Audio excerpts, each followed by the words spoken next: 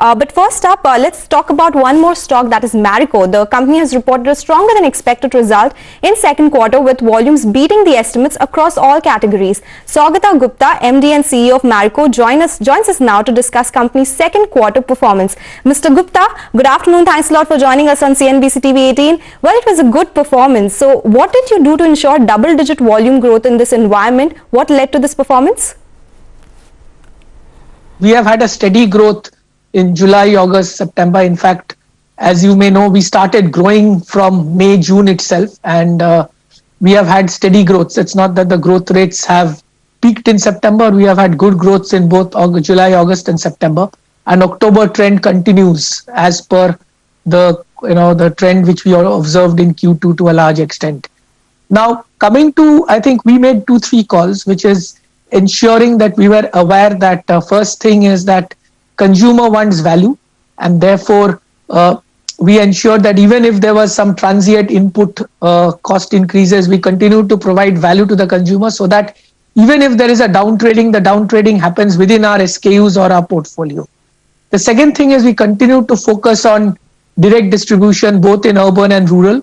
And lastly, I think e-commerce, which is now currently 8% of our sales, and we continue to focus driving e-commerce growth, which grew by 40%. So despite the fact that there was some softness in modern trade and CSD, we exhibited that growth, and a significant portion also has happened because of our unprecedented growth in foods business.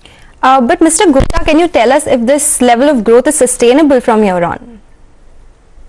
So I believe that if the current situation on COVID and doesn't deteriorate, we are in a position to deliver 8 to 10% volume growth in the second half.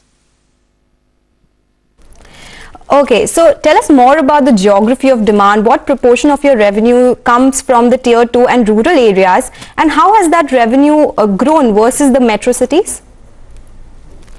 I think two things. One is that of the rural growth has surpassed urban growth. It's a combination of the fact that there has been good monsoons, the harvest is good, there has been reverse migration, and some of the government initiatives in terms of direct benefit transfer has insulated the rural areas. So we have had a 22% growth in rural.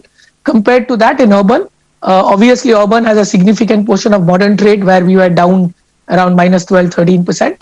And however, urban GT has done well with 14. So overall urban growth will be more in the range of 6 to 7%. So there is a difference between urban and rural.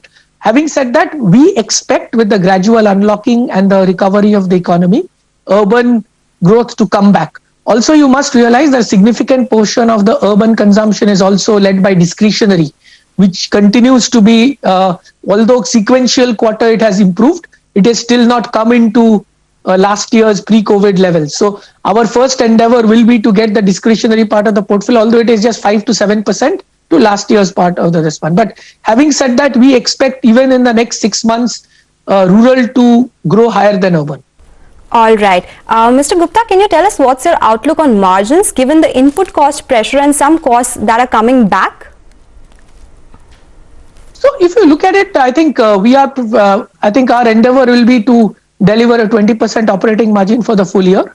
There could be a short-term transient input cost pressure, which is started off in sometime in September with the input cost increases in edible oil and copra.